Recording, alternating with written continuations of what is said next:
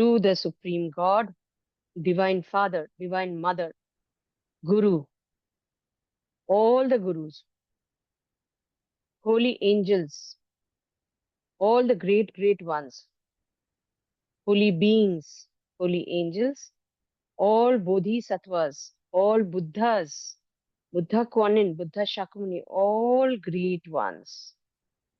हम ईश्वर को प्रार्थना करते हैं, अपने गुरु को याद करते हुए प्रार्थना करते हैं, सारे गुरुओं को, सारे संतों को, साधु संत, सारे बड़े बड़े आत्माओं को, सारे देवदूतों को प्रणाम करते हुए हम ये सेशन शुरू करते हैं. May you bless us with divine light, love and power, with peace and illumination, with divine help, divine healing, divine grace, divine guidance, divine mercy, divine forgiveness, with prosperity, abundance, with neutralizing all our past negative karmas and manifesting all our greatness. Thank you, God. In full faith, so be it. So be it, so it is. हम प्रार्थना करते हैं कि हमेशा आपका दिव्य दृष्टि, दिव्य ज्योति, दिव्य प्यार, दिव्य दया, दिव्य करुणा, दिव्य शांति हमारे ऊपर बने रहे, हम दिव्य दूत बने और हमारे जरिए दिव्य रोशनी, समृद्धि, प्यार, शांति बहते रहे. हमें हमेशा हमें दिशा दिखाइए, दिव्य आशा दीजिए और हमारे जरिए अच्छा कर्म हो, इसका प्रार्थना करते हैं. इन फुल फेथ, पूरा आस्था के साथ. ओम. आमेन. आमीन. अस्तु. So, welcome to our fifth session of Heal Your Life. गुरुओं को हमने ऑलरेडी प्रार्थना कर चुके हैं और अभी पिछले दिन मैंने बोला था ईश्वर क्या है. ईश्वर एक ब्रह्मांड, पूरा ब्रह्मांड ईश्वर है. पूरा ब्रह्मांड की एनर्जी ईश्वर है. वो चेतना ईश्वर है ना. तो कैसे मनुष्य का शुरुआत हुई. अब इसके पहले आत्मा क्या है, इसके पहले अगर मैं बोलूं कि आप, चलो उसके पहले मैं बोलती हूँ कि आपका हाथ हिलाओ.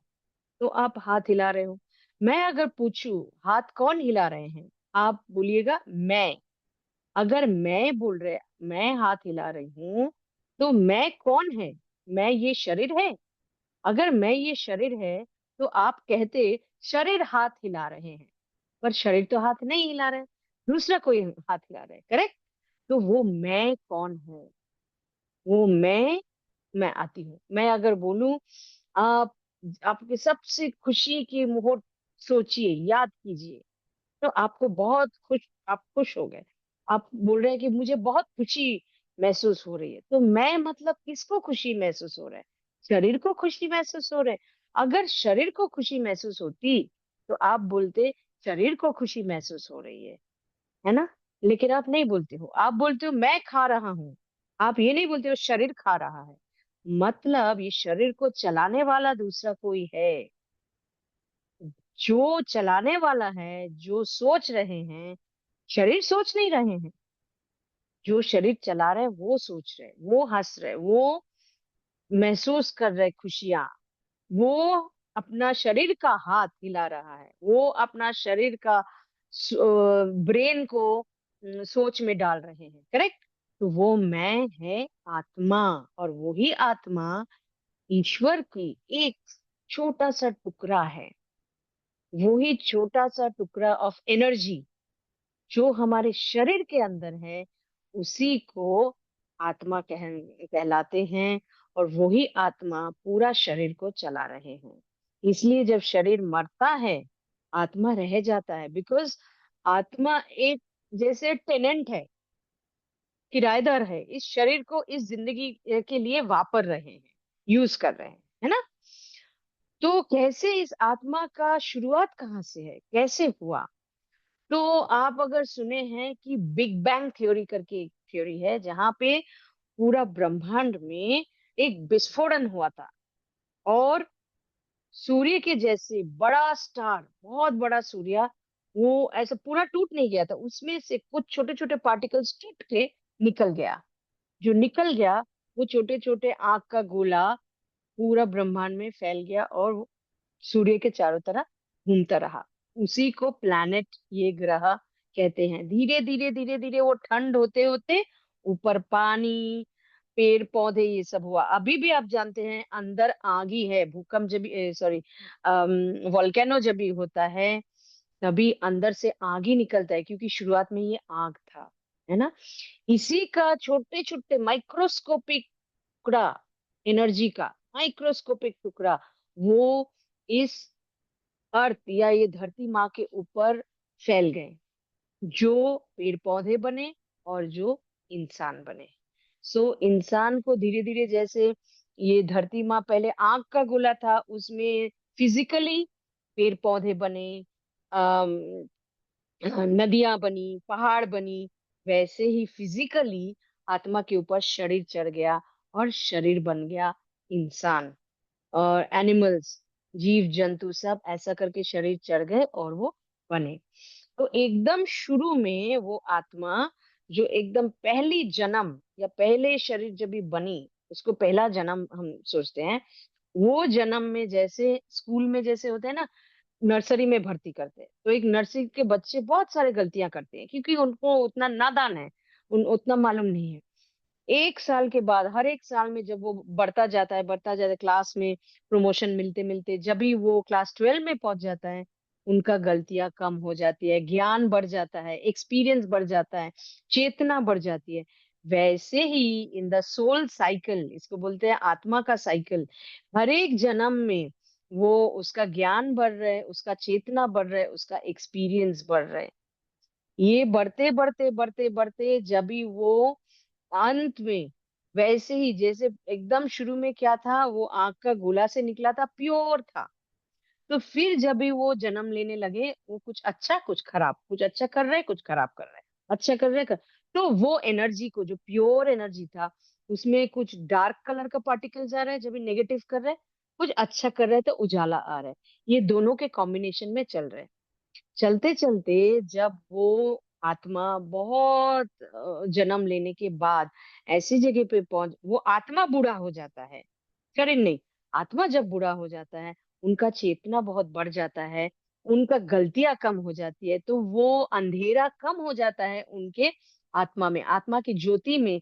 जो अंधेरा हुआ था क्योंकि उन्होंने नेगेटिव कर्मा किया, वो कम हो जाता है, उजाला बढ़ जाता है। करते करते जिस दिन ऐसा आता है, जिस जन्म में ऐसा आता है, और कोई नेगेटिव कर्मा है ही नहीं, पूरा का पूरा वो पहले के जैसे प्योर ज्योति बन गए, वो रोशनी फैलने लगा, पूरा ज्योति प्योर हो गया।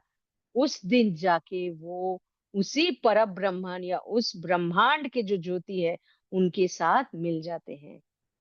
तो सोचिए, इसका चौथा जन्म है, चौथा आत्मा का चौथा जन्म है।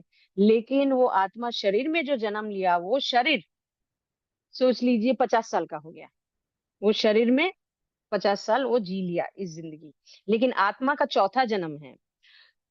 और दूसरी जगह पे एक आत्मा जो 100 बार जन्म ले चुके हैं, पर वो जिस शरीर में घुसा, वो शरीर का जो एज है, जो उनका वो 5 साल का है, उसका 5 साल का शरीर है। आत्मा 100 बार जन्म ले चुके हैं। तो वो बच्चा, ये दूसरा जो 50 साल का उम्र का है, उससे इसका चेतना बहुत ज्यादा होगा। सोचो, वो 50 साल का, वो ये बच्चे का पिताजी है। वो पिताजी बोलते हैं, चल चल बारिश हो रहा है, जाके हम लोग भीगते हैं। ये बच्चा, क्योंकि इसका आत्मा बहुत मेच्योर्ड है, वो बोलेगा नहीं, लेकिन पापा देखो, ये बारिश में मम्मी ने बोला ठंड लग जाएगी, जाएंगी तो ठंड लग जाए। उसका चेतना, उसका बुद्धि बहुत ज्यादा है। इसलिए आप कभी कभी देखिएगा कि कुछ बच्चे बहुत ज्यादा ज्ञान गुण, उनका मैच्योरिटी बहुत ज्यादा होते हैं, क्योंकि बच्चा का तो शरीर का उम्र हम देख रहे हैं, हम उनका आत्मा का उम्र नहीं देखते हैं। तो स्पिरिचुअल वर्ल्ड में, आध्यात्मिक जो ये है, वर्ल्ड है, दुनिया है, उसमें हम क्या देखते हैं, उस आत्मा का क्या उम्र है। हम शरीर का उम्र नहीं देखते हैं। पर ये हो सकता है, सोचिए आपका शरीर का उम्र इस जिंदगी में 50 है, 40 है, 30 है, आत्मा का भी 40 50 है। आप ज्ञान लेते लेते आपका जो चेतना है वो जाके बहुत बढ़ सकता है। ठीक है। तो this is the called the soul life cycle. इसलिए बोलते हैं इतना जिंदगी जीने के बाद निर्वाणा मिलता है। क्यों? क्योंकि क्लास 1 2 3 4 करके पीएचडी करेंगे तभी ग्रेजुएशन होगी, उसके पहले ग्रेजुएशन नहीं होगा। शोधन होगा, प्यूरिफिकेशन होते होते जब ये पूरा प्योर हो जाएगा। आप अगर आपके 10वीं जीवन में 10वीं बार जन्म लिए, आप पूरा कर्मा खत्म कर दे, प्योर हो जाए, तो क्या होगा? आपको और जन्म लेने की जरूरत ही नहीं होगी। ठीक है ना? तो ये सोच के आप समझिएगा कि कैसे आपका आत्मा और चेतना बढ़ाए। ठीक है। तो क्रिश्चियनिटी में एक कहानी है, वो है एडम एंड ईव। इसलिए मैं कह रही हूँ, बाद में मैं सनातन धर्म में आऊंगी, क्योंकि क्रिश्चियनिटी बहुत बाद में आया है, लेकिन बहुत सिंपली इसको बोला गया है। तो एडम, ईश्वर ने एक आदमी को बनाया पहले। वो आदमी को बहुत बड़ा धरती में बहुत सुंदर गार्डन, एक बगीचा में उनको रहने को दिया। वो रहते रहते उसको क्या हुआ? उसको धीरे धीरे लोनलीनेस आया, अकेलापन। तो ईश्वर को दया आया, ईश्वर बोले चलो इसके लिए और एक साथी बना देते हैं। बोल के क्या किया? एक औरत को बनाई। इस औरत का नाम क्या है? इस औरत का नाम है ईव। ईव को बनाया। ईव को बनाने के बाद ये एडम बहुत खुश हो गए, दोनों साथ में सब कुछ एक साथ घूम रहे, फिर रहे, जी रहे हैं। ईश्वर ने बोल दिया था इस बगीचे के बीच में एक एप्पल का पेड़ है, उस एप्पल को कभी छूना नहीं। अभी इतना इतना जब तक एडम अकेला था कभी सोचा भी नहीं उधर जाने का और छूने का। लेकिन मालूम है ना, औरतों का मन थोड़ा सा कठिन होता है, वो सीधा नहीं होता है, टेढ़ा होता है। तो जब ईव आई तो ईव ने बोला चलो चलो उसको ट्राई करते हैं। तो एडम बोल रहे नहीं, लेकिन ईश्वर ने मना किया। नहीं नहीं चलो ना, मना किया तो क्या है, एक, फिर सिर्फ एक खाएंगे करके जाके वो खाए। जब भी वो खाए उनको दुनियादारी समझ में आया, क्योंकि उसमें दुनियादारी का ज्ञान था। दुनियादारी समझ में आया। फिर उसने कहा अरे मैंने तो कपड़ा नहीं पहना, मुझे कपड़ा पहनना चाहिए। अरे करके वो लोग ने फिर जन्म भी दिया बच्चे का, क्योंकि दुनियादारी का समझ उनको आए। ईश्वर ने क्या बोला कि मैंने मना किया था उधर का कोई फल खाने को, लेकिन आपने खाया। तो क्या किया? पहला नेगेटिव कर्मा हुआ। तो जो प्योर लाइट जो था इनके शरीर के अंदर, उसमें एक काला दाग लग गया। जब भी काला दाग लग गया, अंधेरा आ गया, ईश्वर ने बोला अभी आप मेरे साथ एक नहीं हो सकते, क्योंकि आपके अंदर, आपके आत्मा की ज्योति में अंधेरा आ गया है। तो आपको बार बार जन्म लेना पड़ेगा। करते करते करते करते कुछ अच्छा कुछ बुरा, कुछ अच्छा कुछ बुरा करते करते जब आप एकदम फिर से पूरा गोल्डन लाइट, प्योर लाइट बन जाओगे, सारे आपके कर्मा, आपका नेगेटिव हैबिट्स वगैरह सब पूरा प्यूरिफिकेशन हो जाएगा, तभी जाके आप मेरे साथ मिल सकते हो। ऐसा करके दुनिया शुरू हुए हैं, ये माना जाता है। हमारे सनातन धर्म में भी ये है। मानु, आपको अगर मालूम है, मानु को ईश्वर ने बोला था आप जल्दी 7 ऋषियों को लेके एक नाव में उठ जाओ, चढ़ जाओ, पूरा पानी से खत्म होने वाला है। क्या होता है जब भी इंसान, एक छोटी सी बात बोलती हूँ, हमें ह्यूमन बोला जाता है, इंसान बोला जाता है। हमारे पहले भी दूसरे जीव, humans, they were not called humans, जी रहे थे। ऑलरेडी 3 अलग अलग लेवल्स में जिए हैं। जैसे हमारे पहले एक था एटलांटन्स। एटलांटन्स कौन है? जो इधर पैसिफिक, पैसिफिक नहीं सॉरी, यहाँ पे एटलन बोलते हैं ना। एटलस एक बहुत बड़ा एक शहर था, एक दुनिया था, वो पानी के नीचे चला गया। हाँ। तो वो एटलांटन्स हमारे पहले था, उनका चेहरा अलग था, लंबे थे, बहुत हट्टे खट्टे थे। लेकिन इंसान, ये जीव जब भी नेगेटिव कर्मा करते करते ऐसी जगह पहुंच जाते हैं कि और अच्छा ही रहा नहीं, तभी धरती माँ और ईश्वर दोनों मिलके उस प्रजाति को खत्म, पूरा दुनिया में खत्म कर। उसके पहले था लिमोरियंस। लिमोरियंस के पूरा सड़ बड़ा बड़ा था। बॉडी छोटा था, धीरे धीरे धीरे धीरे सर छोटा होता जा रहा है, बॉडी बड़ा होता जा रहा है। तो ऐसा करके जन्म पूरा मास, ये जीव का डेथ और बर्थ होता है। आज क्यों हमारी दुनिया टिके हुए हैं? क्योंकि आज भी अच्छे संत है, आज भी लोगों के अंदर भलाई है, आज भी बड़े बड़े जो संत है, जैसे रामकृष्ण आए हैं, साईं बाबा आए हैं, गुरु नानक देव आए हैं। ये लोग आके लोगों का कर्मा लेके गया, नेगेटिव कर्मास लेके गए। इसलिए वो लोग, आप देखो, ज्यादातर आप देखोगे बड़े बड़े संत कैंसर से गुजरे हैं, बड़े बड़े संत। हाँ, परमहंस योगानंद, फिर आप क्या बोलते हैं, रामकृष्ण देव, साईं बाबा, आप कुछ भी देखो, क्यों? क्योंकि वो दूसरों का कर्मा ये है, जानबूझ के लिए हैं, ताकि दूसरों का कर्मा न्यूट्रलाइज हो जाए, है ना। ऐसा करके इंसानियत शुरू हुई है।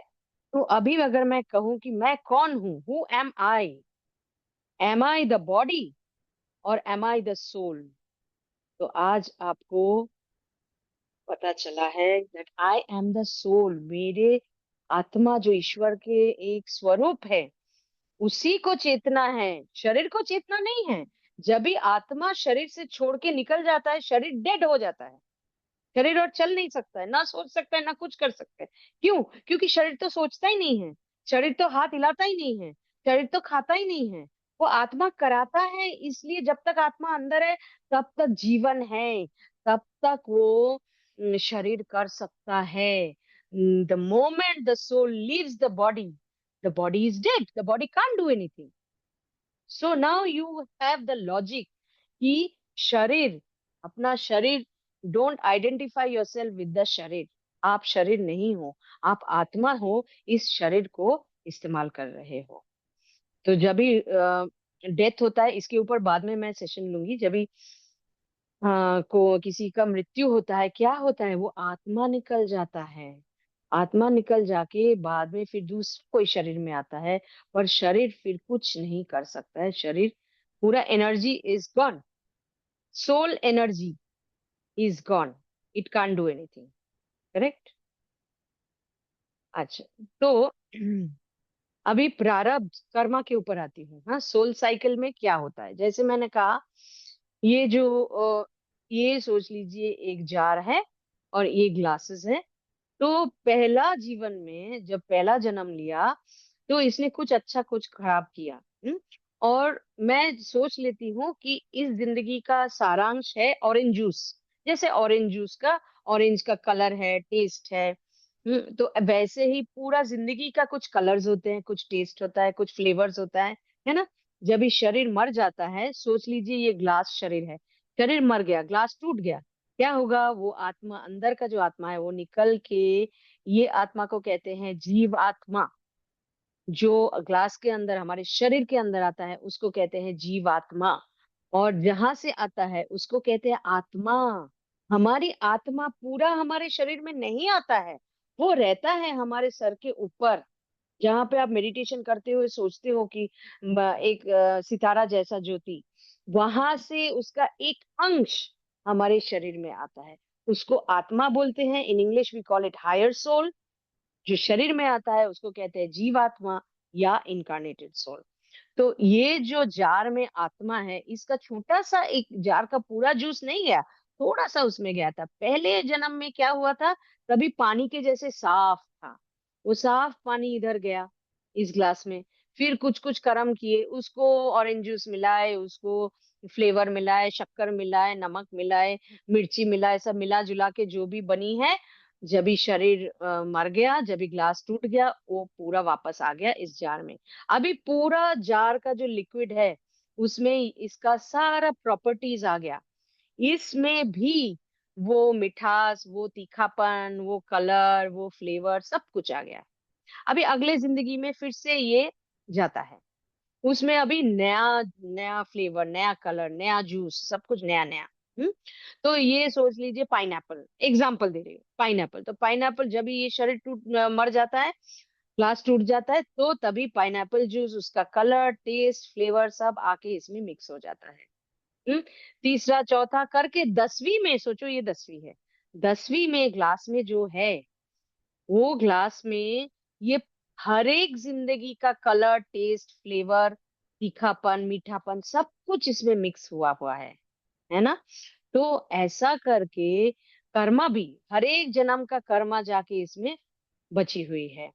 तो इसमें भी जो है, इसमें भी, तो हर बार ये नया कर्मा जोड़ रहे हैं, नया कलर जुड़ रहे हैं, नया फ्लेवर उसमें डाल रहे हैं, नया प्रॉपर्टीज उसमें डाल रहे हैं, है ना। तो ये हो गया आपका संचित कर्मा, इसमें जमा हो रहे हैं। और इसमें जो आया है वो है आपका प्रारब्ध कर्मा, उसी का एक अंश आ रहे हैं।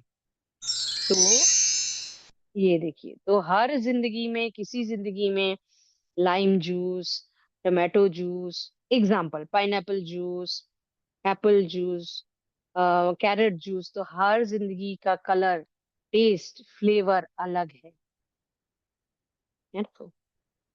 और ये है हायर सोल, मतलब मैंने बोला आत्मा, और ये है जीवात्मा। तो आत्मा, सॉरी, आत्मा के पास पूरा संचित है, इसलिए ये संचित कर्मा पूरा जमा हुआ है। उसका छोटा छोटा छोटा छोटा, जैसे आवर ग्लास में होता है ना, छोटा छोटा करके नीचे आता है। अभी सोच लीजिए, ये संचित कर्मा में आपके जो अच्छे कर्म है वो गोल्डन सैंड है ना, रेती है, बालू है, एकदम गोल्डन कलर का।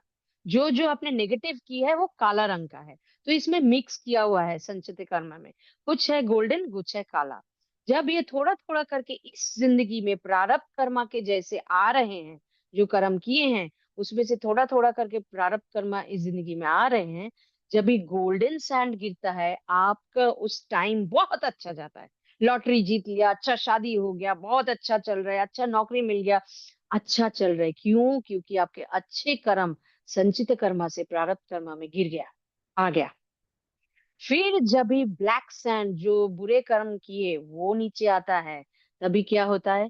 तभी नुकसान होता है, तबीयत खराब होता है, तभी कोई, किसी ने ठग लिया, किसी ने दुख दे दिया, रिलेशन टूट गया। ये सारे वो ही संचित कर्मा से प्रारब्ध कर्मा में आ रहे हैं, है ना। तो अभी मैं पूरा आपको लेवल बताती हूँ। जो पर ब्रह्मन है, उनको कहा जाता है सुप्रीम डिवाइन, ठीक है। उनको बोला जाता है ही इज सुप्रीम डिवाइन, ब्रह्मात्मा। ब्रह्मा का जो आत्मा है, पूरा ब्रह्मांड का, उनको कहा जाता है ब्रह्मात्मा। उसमें से छोटा सा एक अंश जो आता है नीचे धरती माँ पे, हर एक प्लैनेट्स में, उसको कहलाते हैं परमात्मा। अंग्रेजी में इसको बोलते हैं डिवाइन स्पार्क। स्पार्क क्यों? छोटा सा एक अंश। तो उनका आत्मा का एक छोटा सा अंश हमारे प्लैनेट्स में आता है। ये अगर 1 लाख वॉट्स का एनर्जी है, पावर है, जैसे इलेक्ट्रिसिटी में 1 लाख वॉट्स, तो ये सोच लीजिए हो जाएगा 1000 वॉट्स, ठीक है। उसमें से आता है आत्मा या हायर सोल, हमारा आत्मा या हायर सोल। हायर सोल सोच लीजिए इज 100 वॉट्स, पावर कम है। उसमें से जब ये जीवात्मा आता है या इनकारनेटेड सोल शरीर में आता है, उसको आता है 10 वॉट्स। तो हमारा पावर जो है वो 10 वॉट्स है। ब्रह्मात्मा का पावर है 1 लाख वॉट, ठीक है। तो ये कॉन्सेप्ट क्लियर हो जाएगा तो बाद में बहुत कुछ इजीली समझ में आ जाएगा। इन क्रिश्चियनिटी इसको बोला जाता है God the Father, God the Son, Holy Spirit and amen. मतलब आमेन यहाँ पे बोला जाता है जीसस को। तो वो लोग बोलते हैं ब्रह्मात्मा is God the Father, God the Son is परमात्मा, होली स्पिरिट इज आत्मा, और आमेन या जीसस है द सन ऑफ गॉड। अच्छा, तो ओके, तो इसका जस्ट मैंने एक छोटा सा एग्जांपल दिया है। हमारे आत्मा एक्चुअली यहाँ पे रहता है एकदम ऊपर, बहुत पावरफुल है, बहुत ही पावरफुल है। उसका एक छोटा अंश हमारे जीवात्मा में आता है, वो भी हमारे सर के ऊपर 1 फीट ऊपर रहता है। वहां पे हमारा जीवात्मा का सीड, मेन लोकेशन वही है। तो हम जो सोचते हैं हम ईश्वर से बात कर रहे हैं, हमें लगता है, लेकिन we can not even reach God. God इतना पावरफुल है, हम वहां तक पहुंच भी नहीं सकते हैं। तो we can not reach there. कहाँ तक हम पहुंचते हैं? To our incarnated soul. हम हमारे जीवात्मा तक पहुंच के जो बातचीत करते हैं, एक्चुअली वहां तक पहुंचते हैं। ज्यादा से ज्यादा आत्मा तक, बड़े बड़े संत आत्मा तक पहुंचते हैं। ठीक है। और यही एनर्जी जो ईश्वर से हमारे पास आए हैं, इसी का अलग अलग लेयर्स है। पहले है फिजिकल बॉडी, ये फिजिकल एकदम सॉलिड बन गया है। उसके बाहर एक ऊर्जा है, इनर ऑरा बोलते हैं, आउटर ऑरा बोलते हैं, और एल्स और भी इमोशनल बॉडी बोलते हैं, मेंटल बॉडी बोलते हैं, कॉजल बॉडी बोलते हैं। ऐसा अलग अलग नाम है। वो सारे एनर्जीज है अलग अलग फ्रीक्वेंसी का। इसलिए कभी आप जाते हैं कहीं पे, आपको अच्छा लग जाता है, किसी ने बात भी नहीं करी लेकिन वो जगह जाने से ही आपको अच्छा लगा, क्योंकि आपका फ्रीक्वेंसी वहां का फ्रीक्वेंसी मैच हो रहा है। ठीक है। तो जैसा मैंने कहा, हु एम आई, मैं कौन हूँ? मैं शरीर नहीं हूँ। तो मैं चेतना हूँ। I am actually nothing but energy. ईश्वर जैसे एनर्जी है, मैं एक्चुअली एनर्जी हूँ। और मेरा शरीर क्या है, ये धरती माँ क्या है? वो ही एनर्जी जब भी पूरा जमते जमते जमा हो जाता है, condensed form of that energy, वो सॉलिड बन जाता है। जैसे हवा को कंडेंस करने से क्या होता है? लिक्विड पानी हो जाता है। पानी को कंडेंस करने से क्या होता है? सॉलिड बर्फ हो जाता है। Air turns into water, air in the sense gas. It's turns into water, water turns into ice. तो वैसे ही वो कंडेंस्ड फॉर्म पूरा जमा हुआ, वो ही शरीर का अंश है, पर शरीर है, पर उसमें वही एनर्जी है। So I am nothing but energy. Okay, sorry. तो जैसे मैंने कहा, एकदम अंदर हमारे आत्मा है। एक्चुअली आत्मा अंदर और बाहर दोनों जगह में ही है। मेरे अंदर भी आत्मा का एनर्जी है, बाहर भी एनर्जी है। उसके बाहर क्या है? फिजिकल बॉडी जो हमें दिखाई देता है। फिजिकल बॉडी के आगे क्या है चारों तरफ घूम के? वो है एथेरिक बॉडी। एथेरिक बॉडी मतलब ऊर्जा शरीर। तो उसके चारों तरफ ऊर्जा शरीर है। ऊर्जा शरीर के बाहर क्या है चारों तरफ? Astral body. एस्ट्रल बॉडी मतलब वो है इमोशनल बॉडी, हमारे इमोशंस वहां रहते हैं। ठीक है। उसके बाहर क्या रहता है? Mental body. पूरा हमारे मेंटल बॉडी में क्या रहता है? हमारा सोच। एस्ट्रल बॉडी या इमोशनल बॉडी में हमारा क्या रहता है? हमारा फीलिंग्स रहता है। मेंटल बॉडी में क्या रहता है? मेंटल बॉडी में हमारा सोच रहता है, माई थॉट्स। हर एक सोच वहां पे रहता है। और उसके बाहर, लास्ट में बाहर क्या है? वो है कॉजल बॉडी। कॉजल बॉडी को ऑल्सो कहा जाता है कार्मिक बॉडी। हमारा सारा कर्मा उसमें रहता है। ठीक है। This is the anatomy of the energy body. तो एनाटॉमी ऑफ, जब भी कोई मेडिकल साइंस पढ़ते हैं उनको पढ़ना पड़ता है कितना ऑर्गन्स है, उसके कहाँ नर्वस सिस्टम जा रहा है, कहाँ पे उसका बोन्स है, मसल्स है। तो एनर्जी बॉडी का ये बाहर का एनाटॉमी है। तो ये और एक एग्जांपल मैंने दिया है कि अंदर सोल है, उसके बाहर फिजिकल बॉडी है, उसके बाहर एनर्जी बॉडी या एथेरिक बॉडी है, फिर इमोशनल बॉडी या एस्ट्रल बॉडी है, उसके बाहर मेंटल बॉडी है, फिर स्पिरिचुअल बॉडी या कॉजल बॉडी। ये सब लेके एक्चुअली हमारा शरीर है। हमें दिखाई देता है फिजिकल बॉडी, लेकिन एक्चुअली ये सब मिला के में हमारा शरीर है। हमारा इमोशंस भी हमारा शरीर के एक अंश है, हमारा सोच भी हमारे बॉडी के एक अंश है। तो हम जन्म क्यों लेते हैं? हम जन्म इसलिए लेते हैं कि जैसा एक बच्चा स्कूल जाता है, वो क्या करता है स्कूल जाके? वो पढ़ाई करता है। फिर पढ़ाई करने के बाद टीचर सिखाते हैं, सिखाने के बाद वो एंड ऑफ द ईयर वो एग्जाम देता है। एग्जाम पास करने से उसको प्रमोशन मिल जाता है। हम भी लाइफ स्कूल में आते हैं। ये धरती माँ हमें कितने सारे चीजें सिखाते हैं। हर एक रिश्ता कुछ सिखाते हैं, हर एक ज्ञानी कुछ सिखाते हैं, हमारे एक्सपीरियंस कुछ सिखाते हैं। सब मिलके हम सीख रहे हैं, लाइफ स्कूल। लेकिन यहाँ पे हर एक का क्वेश्चन पेपर अलग है। स्कूल के एग्जाम में क्वेश्चन पेपर सेम रहता था, आंसर्स अलग होता था। यहाँ पे हर एक का क्वेश्चन अलग है। क्वेश्चन इधर क्या है? हमारे प्रॉब्लम्स। ये प्रॉब्लम्स हमें हमारी आत्मा देते हैं परख करने के लिए कि हमने जो सीखना था वो सीखा है या नहीं, हम पास करेंगे या नहीं। एग्जाम्पल, एक आदमी बार बार ठग रहे हैं, लोग आके उसकी जिंदगी हमेशा ठगते हैं। तो वो बोलते हैं, क्या यार, मैं सबको अंधविश्वास विश्वास करती हूँ और लोग मुझे ठग के जाते हैं, जो ऐसा मुझे ये करते हैं सब जगह पे। तो क्यों ये बार बार हो रहा है? क्योंकि उसको जो लेसन सीखना है वो नहीं सीख रहे। लेसन क्या है? उस लेसन का नाम है डिसर्नमेंट। डिसर्नमेंट का मतलब क्या है? डिसर्नमेंट का मतलब है मेरे लिए क्या ठीक है या मेरे लिए क्या गलत है, उसको समझने का बुद्धि। मैं अगर अंधविश्वास करूं, मैं अगर बिना सोच के लोगों को ट्रस्ट करूं, वो क्या मेरा बहुत अच्छाइयाँ है? नहीं, उसमें मैं एक बच्चे के जैसा बिहेव कर रही हूँ, मेरे आत्मा ग्रो नहीं कर रहा है। मेरे पास वो बुद्धि नहीं है ये जांचने के लिए कि मुझे इस चीज में पैसा नहीं डालना चाहिए, मुझे उनके साथ बिजनेस नहीं करना चाहिए। वो सोच समझ की जो बुद्धि है, वो बुद्धि डेवलप करवाने के लिए हमें हमारी आत्मा which is a part of God, हमें ये सारे बार बार ऐसा परिस्थिति में डाल रहे हैं। तो नाउ यू थिंक, आपकी जिंदगी में ऐसा रिपीटेटिव पैटर्न्स क्या है? आप जब सोचोगे कि बार बार रिपीट हो रहा है, बार बार मेरे साथ ये होता है, बचपन से लेके आज तक होता, मतलब आप कुछ लेसन सीख नहीं रहे हो। चाहिए तो personally you can discuss with me, I will guide you कि कैसे उसमें से निकलोगे, नंबर वन। दूसरा है कि क्या सीखना है, what is the lesson behind, because these are all karmic lesson. ये सबको कार्मिक लेसन कहा जाता है।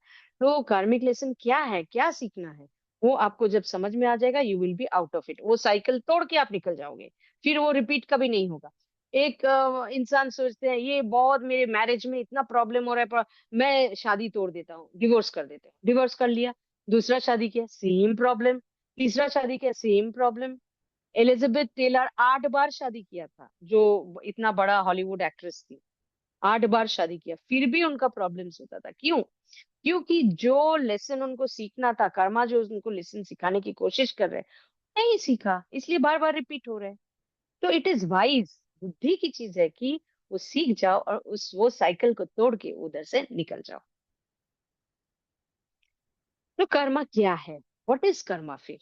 Karma is every positive thought.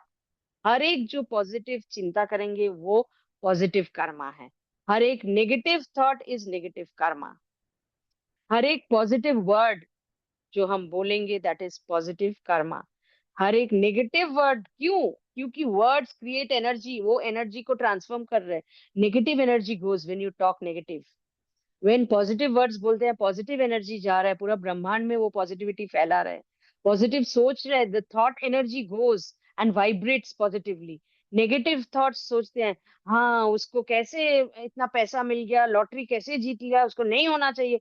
Negative thoughts जा रहे हैं, एक तो उसको भी नुकसान कर रहे हैं, पूरा ब्रह्मांड में मैं फैला रही हूँ negative thoughts energy. Right? Positive action, negative action, ये तो सबको समझ में आता ही है। जो भी पॉजिटिव कार्य करेंगे, पॉजिटिव कर्मा क्रिएट होगा। जो भी नेगेटिव करेंगे, वो नेगेटिव होगा।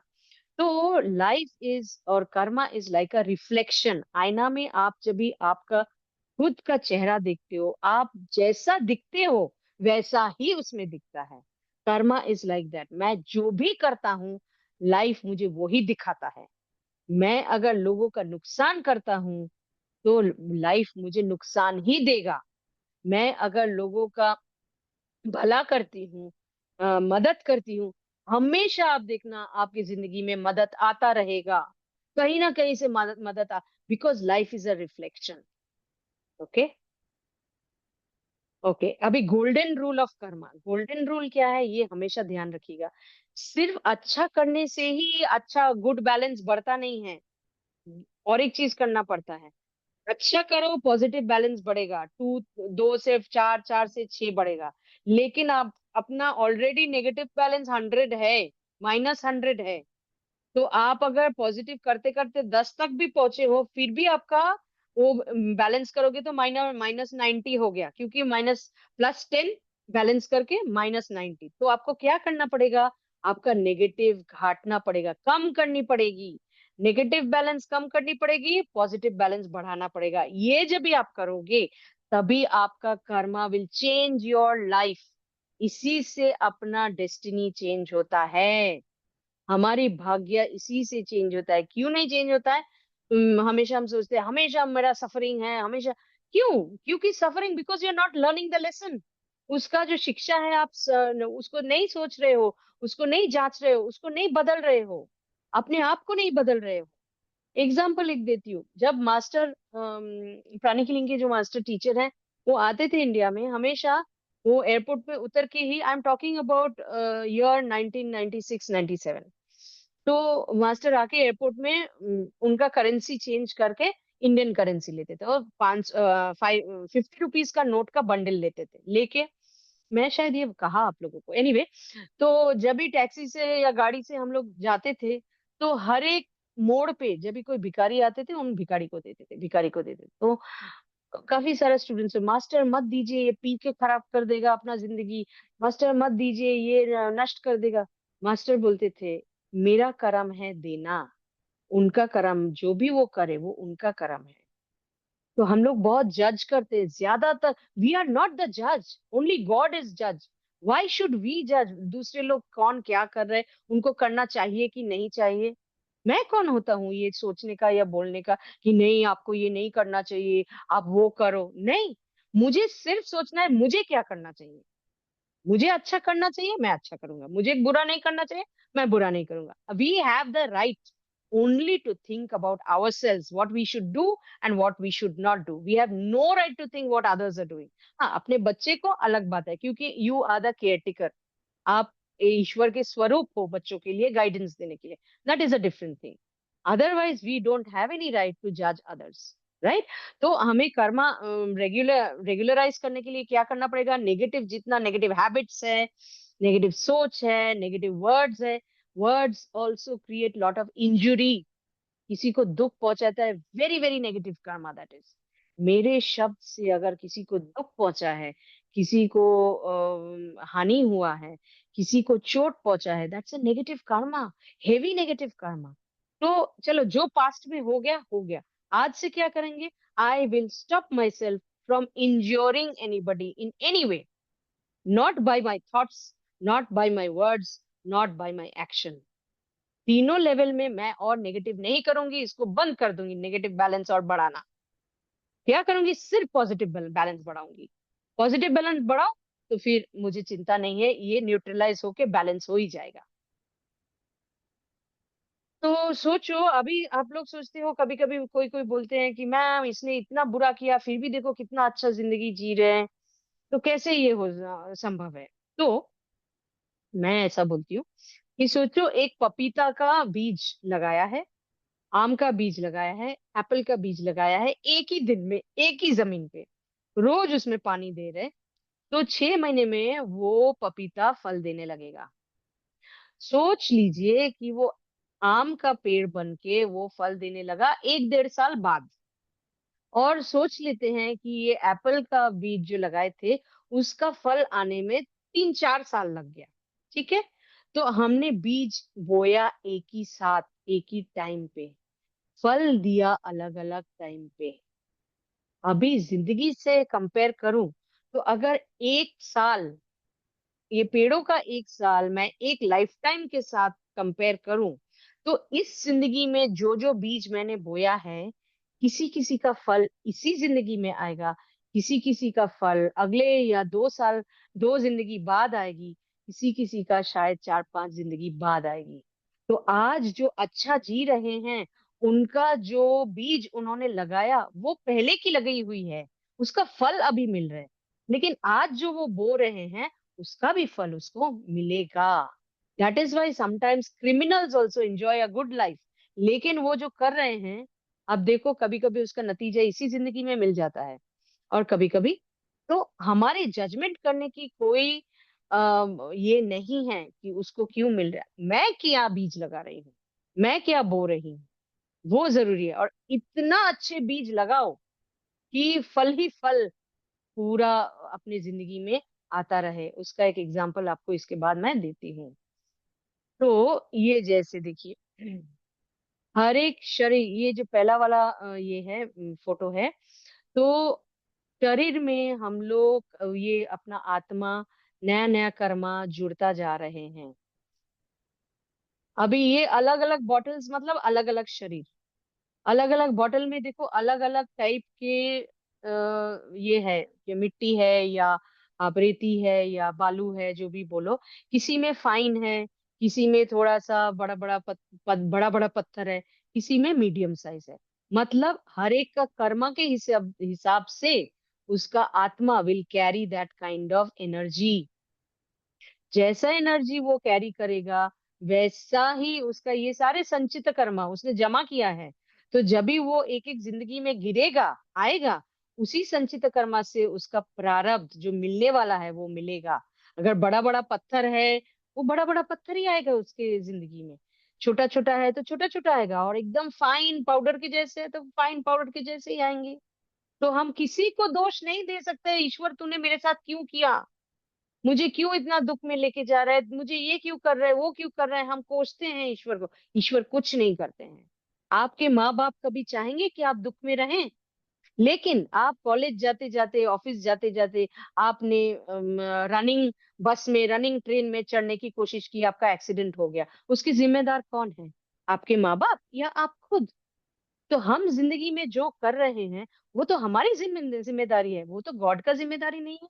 गॉड ने तो हमें एकदम प्योर बना के भेजा था, हमने उसको नष्ट किया, गॉड ने नहीं नष्ट किया।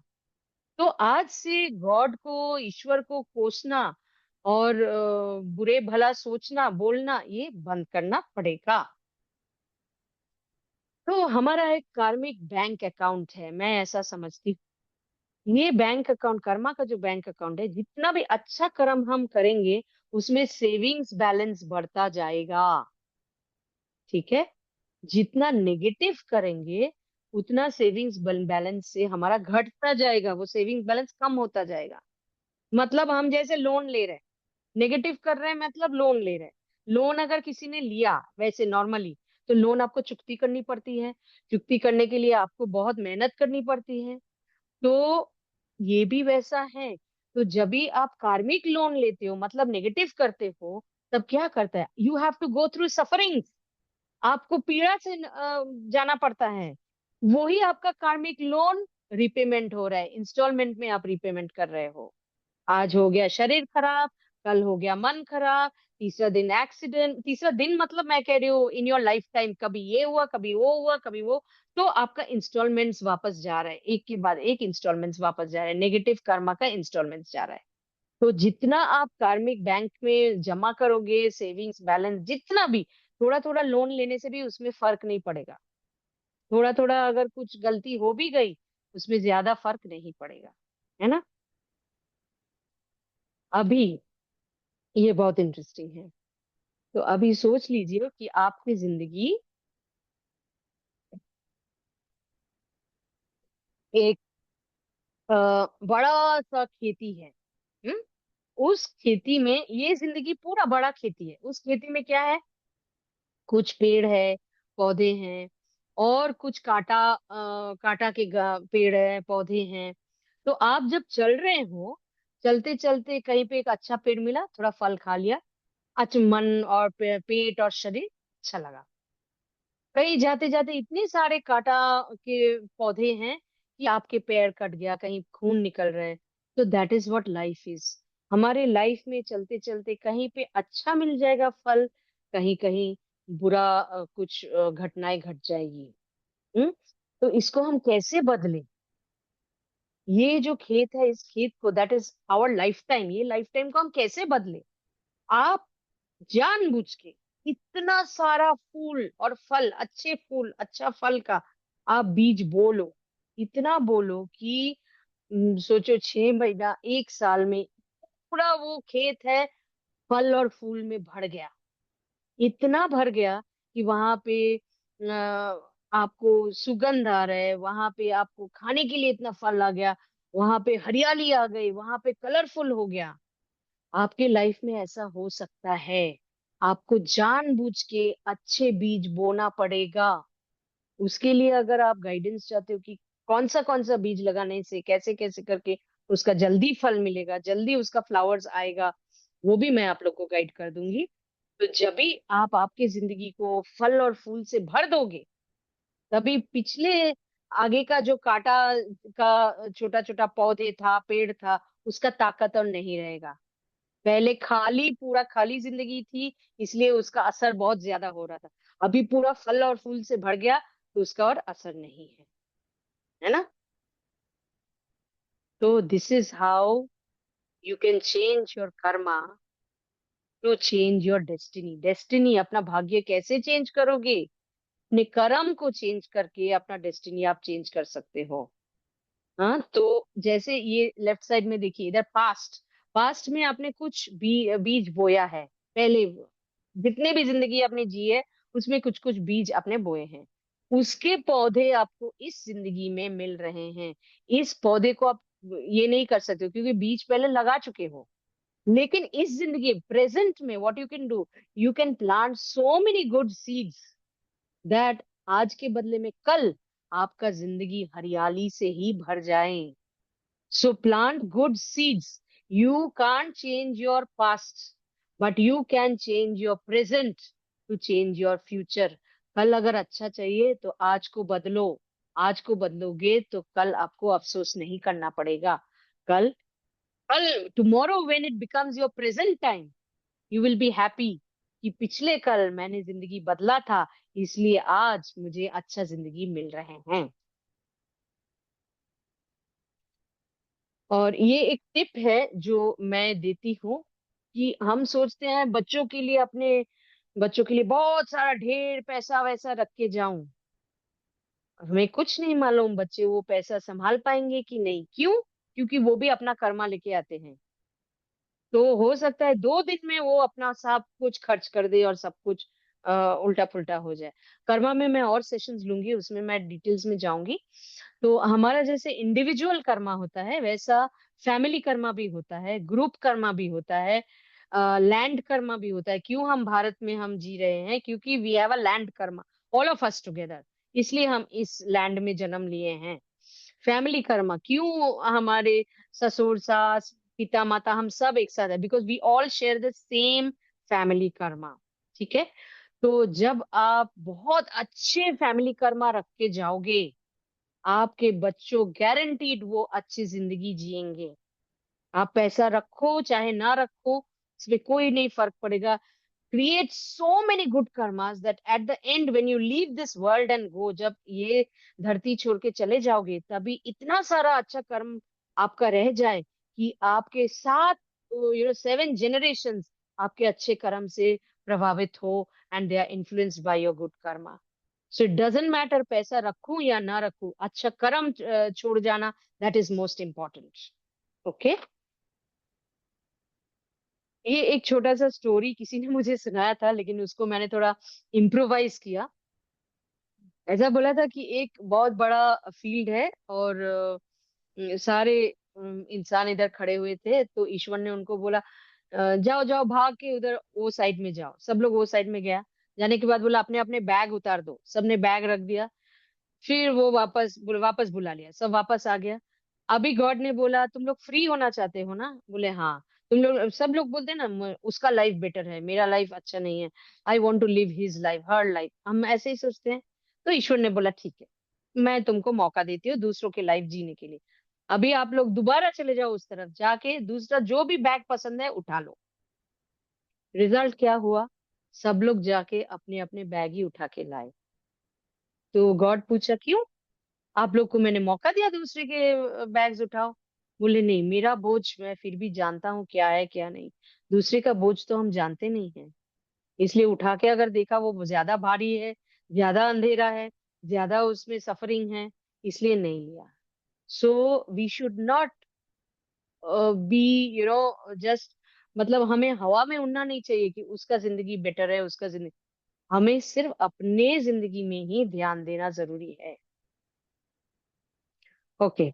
तो अभी मैं 3 आपको ये दे टिप्स दे रही हूँ जिससे you can change your destiny, which has changed my destiny, which has changed thousands of प्राणी किलर्स डेस्टिनी, जो गुरु ने वेरी स्पेसिफिकली सिखाए। पहले वाला है टाइदिंग। टाइदिंग का मतलब है donation for a good cause. Okay. Christianity में है ये प्रथा, वो लोग करते हैं। सिख लोग भी करते हैं, इस्लाम में भी है। सनातन धर्म में अनफॉर्चुनेटली नहीं है। पर अभी जब भी हम जानते हैं इसकी फायदा, we should do at least 10% of our income, we should donate for a good cause. उसमें भी मैं बता देती हूँ किधर किधर देना है और क्यों देना है, उसका साइंस क्या है, उसका लॉजिक क्या है। तो 10% एटलीस्ट। तो जो हाउस वाइफ्स मुझे पूछते हैं, हमारा तो कोई अर्निंग नहीं है, तो मैं बोलती हूँ आप लोग घर के पेपर रद्दी बेचते हो? हाँ बेचते हैं। उसमें से पैसा आता है? आता है। उसमें से दो। हस्बैंड कुछ पॉकेट मनी देता है? देता है। देता है तो उसमें से दो। सो इट डजेंट मैटर कि आप खुद काम करके वो पैसा आ रहा है या कोई गिफ्ट में पैसा आया या डोनेशन में पैसा आया, आपके पास जब भी आया उसमें से आप एटलीस्ट 10% सेपरेट रखो और उसको डोनेट करो। कहाँ कहाँ डोनेट करोगे? पहले अपने माँ बाप को, क्योंकि माँ बाप उसमें से 2% अपने माँ बाप को। क्यों? माँ बाप ने आपको ये जिंदगी शरीर दिया है, ये शरीर नहीं देता तो आपकी जिंदगी नहीं होती। तो यू शुड डोनेट। आप डायरेक्टली पैसा मत दो, उनको बाहर घूमने के लिए ले जाओ, फ्लाइट की टिकट्स का लेके दो, कुछ ना कुछ तरीके से you should repay karmic, because you are karmically obliged to your parents. तो पिता माता को पहले देना चाहिए। सेकंड, अपने गुरु के कार्य के लिए देना चाहिए। गुरु कभी आपसे कुछ नहीं मांगते हैं, चाहते भी नहीं है। वो अच्छा आपको जिंदगी अच्छा चलाने का सिखाया है, उनके ज्ञान से ही आपकी जिंदगी अच्छा हो रहे हैं। तो उनके लिए आपको एटलीस्ट 2% देना चाहिए। थर्ड, जो लोग आपके लिए अच्छा कर रहे हैं, you must type two them. जो भी कोई आपको किसी भी तरीके से आपका बेनिफिट करा रहे हैं, you should type two them. Fourth, you should type two charitable institutions जो ऑथेंटिक है। ये बहुत जरूरी है। जो ऐसा पैसा लेके वो लोग उड़ा रहे हैं, कोई एनजीओ नहीं, डोंट। आप पहले वेरीफाई करो। जैसे मैं एग्जांपल दे रही हूँ, इसमें क्या होता है वो भी मैं कहती हूँ। जैसे कुछ कुछ ये है, खाना पीने के लिए वो लोग गरीब बच्चों को देते हैं। आप डायरेक्टली ना दे सको, उस संस्था को दो जहाँ पे आप आंखों से देख रहे हो कि वो सही सही कर रहे हैं। तो ऐसी जगह पे देना चाहिए। And the fifth area is अपने आपको सर्विस जो लोग देते हैं, जैसे आपका सर्वेंट्स है, ड्राइवर है, जो आपके लिए करते हैं। आप बोलोगे कि मैं तो तनख्वाह देता हूँ। तनख्वाह is not enough for the good karma they are creating. आपका लाइफ इजी हो रहा है, आपका लाइफ कंफर्टेबली आप जी रहे हो because of them. You are, आपका ऋण है, वो चुकती करना चाहिए। नहीं तो क्या होगा, ये सब जगह पे हम ये सब न्यूट्रलाइज ना करें तो अगले अगले अगले जिंदगी में we have to serve them, हमें उन लोग को सर्विस देना पड़ेगा। तो इसलिए वो उसको खत्म करने के लिए what we should do, we should रोज हर महीने पे ना भी दो। आप उनको सोचो, जन्मदिन में आपने उनको, आपके जन्मदिन में उनको अच्छा कुछ गिफ्ट दिया, या आपने छाता खरीद के दिया, कुछ ना कुछ तरीके से रेगुलर बेसिस। ऐसा नहीं साल में एक दिन दे दिया बस हो गया। एक दिन दे दिया तो गॉड बोलेंगे एक दिन ही आपको खुशी देती हो, बाकी दिन भाड़ में जाओ। That is what will happen. Everything you have to do on a regular basis. Okay. तो ये बहुत ही जरूरी है, ये करके देखो आप कैसे जिंदगी मैजिक की तरह बदलते जाएंगे, मैजिक की तरह। और एक टिप देती हूँ। सोचो आपका इनकम नहीं कम हो गया है, या आप चाहते हो कि बहुत ज्यादा इनकम हो। आप क्या करना, आई एम एग्जाम्पल दे रही हूँ कि आपको चाहिए 1,20,000 पर ईयर, एग्जाम्पल दे रही हूँ। तो आप जानबूझ के 10,000 डोनेट करो। अगर आप बोलोगे मेरा तो 10,000 का इनकम ही नहीं है, आप कहीं से भी जुगाड़ करो, मतलब आपका सेविंग से लो, ये करो, कहीं से भी लेके आप दे के देखो कैसे आपका इनकम धड़ाधड़ बढ़ता रहेगा। But you have to give to get. Until and unless you give, universe will not give you. ब्रह्मांड आपको नहीं देगा। जब आप दोगे तब ब्रह्मांड छप्पड़ फाड़ के आपको देंगे। ओके। तो हम सांस भी लेते हैं तो हमें सांस छोड़ना पड़ता है। हम खाना भी खाते हैं तो हमें एक्सक्रीट करना ही पड़ता है। हम कुछ भी लेते हैं ब्रह्मांड हमसे वापस लेता ही है। समृद्धि चाहिए तो समृद्धि देना पड़ेगा, तभी समृद्धि आएगी। I have experimented. मास्टर हमेशा कहते थे एक्सपेरिमेंट करो, मैं एक्सपेरिमेंट करती थी। इतना मुझे लाइफ चेंज हो गया, मैं क्या बोलूं। I have change, life has change like miraculously. Okay, तो ये एक है। हाँ, जैसे मैंने बोला, it is in giving that you receive. आप दोगे तभी आएगा। ज्ञान तभी मिलता है आप गुरु को जब भी आपका शरणागति, आपका श्रद्धा देते हो, गुरु आपको आशीर्वाद या आपको ज्ञान देते हैं। जो भी कुछ आपको चाहिए पहले दे दो, फिर आपको वापस आएगा। तो मास्टर एक बहुत अच्छा प्रेयर हम लोग को सिखाया, it is in giving that we receive as we sow abundantly. जब भी हम बीज बोते हैं बहुत सारे, वी रीप अबंडेंटली, तभी हमें बहुत सारा फल मिलता है। बिना बो के कुछ नहीं आता है। This is the divine law. ये यूनिवर्सल लॉ है, जब बहुत अच्छा बीज बोगे तभी अच्छा फल आएगा। As I give and share generously and abundantly, दिल खोल के जब हम देते हैं, आपका जिंदगी, my life is blessed with great financial and material prosperity.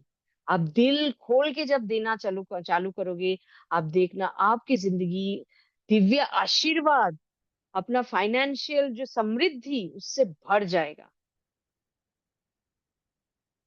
अच्छा, क्विकली एक कॉन्सेप्ट देती हूँ, because these three you can change your life. सोचो आप यंग एज में you have fallen in love with a girlfriend और बॉयफ्रेंड, बहुत प्यार, बहुत अच्छा लग रहा है, शादी कर लिया, पहला कुछ साल बहुत अच्छा गया, फिर हो गया झगड़ा।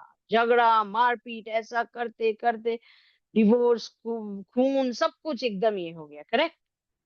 तो फिर हो गया, वो दुश्मन बन गया, रिवेंज लेने की सोच रहे हैं, उसको, उसका तो करियर खत्म ही कर देना है।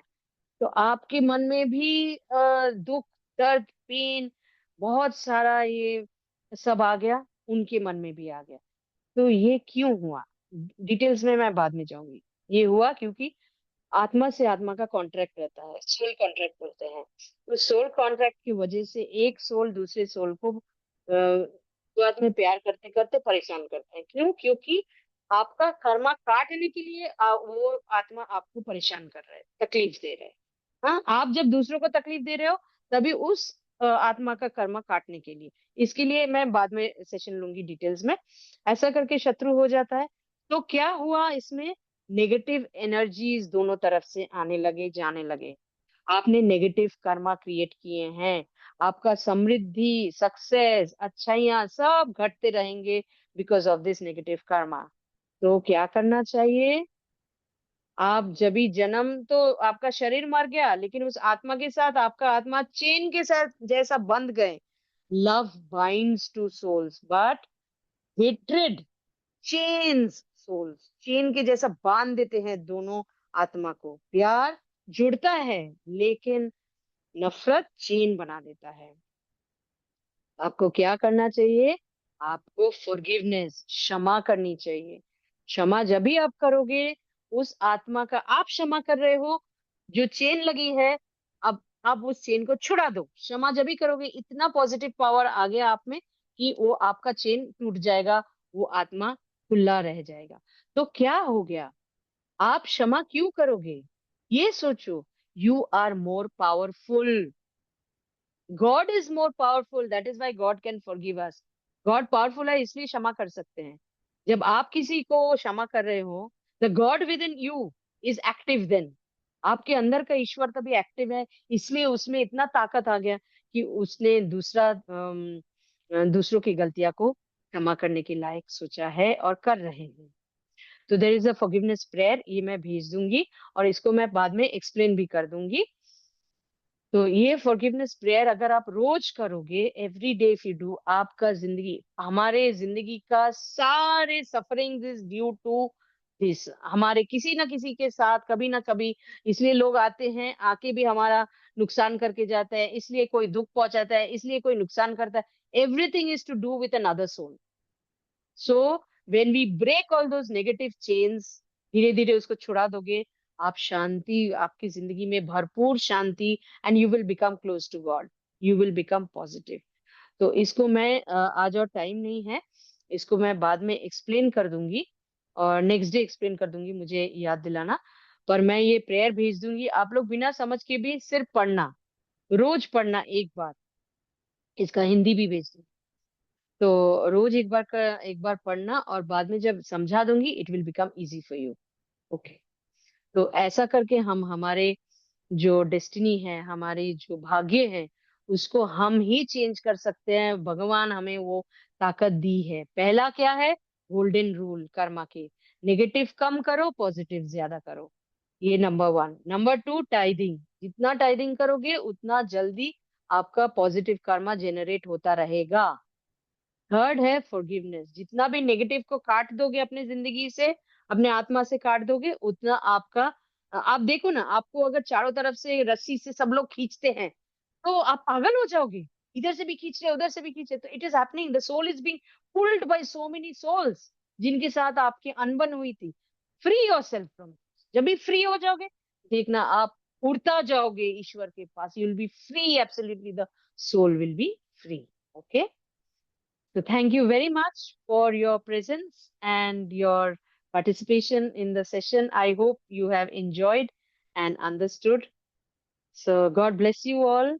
और आप लोग जरूर फीडबैक दीजिएगा, फीडबैक फॉर्म में भेज दूंगी, और सेशन में भी एक दो लाइन लिख दीजिएगा कि क्या अच्छा लगा, etcetera, so that you attract that thing more in your life. जितना आप लिखोगे उतना अट्रैक्ट करते रहोगे। ठीक है। With prayer we finish. To the Supreme God, Divine Father, Mother, Guru Master Chokoksui, Mahaguruji mailing, all the great, great ones, Holy Gurus, Holy Masters, Saints, Archangels, Holy Angels, Spiritual Helpers, all invisible helpers, Buddha Kwanin, Buddha Shakyamuni, all Bodhisattvas, all beings of light, our divine self and higher soul.